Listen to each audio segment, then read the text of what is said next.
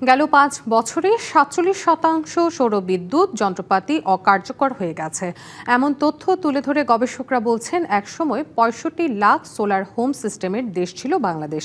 তবে অপরিকল্পিত কর্মসূচির কারণে এসব সোলার সিস্টেমের বড় অংশই এখন অকার্যকর।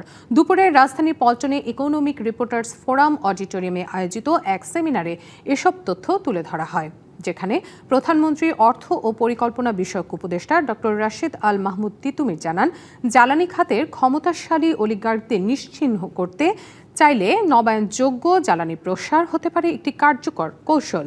এ সময় জ্বালানি সংকটের স্থায়ী সমাধানে সৌরবিদ্যুতের ব্যবহারকে সামাজিক আন্দোলনে পরিণত করার তাগিদ দেন তিনি।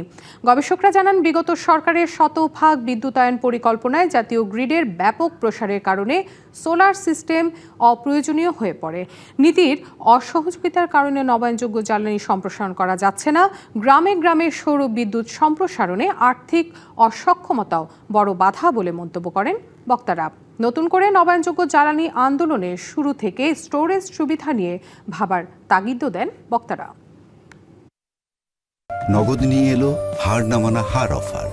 সর্বনিম্ন 10,000 টাকা রেমিটেন্স নগদে পাঠালে থাকছে স্বর্ণের হার জেতার সুযোগ। এই প্রত্যেকটি মেম্বার অর্গানাইজেশন গুলো কি কাজ করছে সেটি সম্পর্কে আমরা তাদের কাছ থেকে শুনবো। নতুন নতুন কিছু কাঠামো আমরা আগামীতে নিয়ে আসতে চাই, যেটা উন্নত দেশগুলো, চীনের মতো দেশ, ভিয়েতনামের মতো দেশ এই বিকেন্দ্রায়িত নবায়নযোগ্য জ্বালানিকে কিভাবে তারা এগিয়ে নিচ্ছে সেই জিনিসগুলো নিয়ে আগামীতে কাজ করব।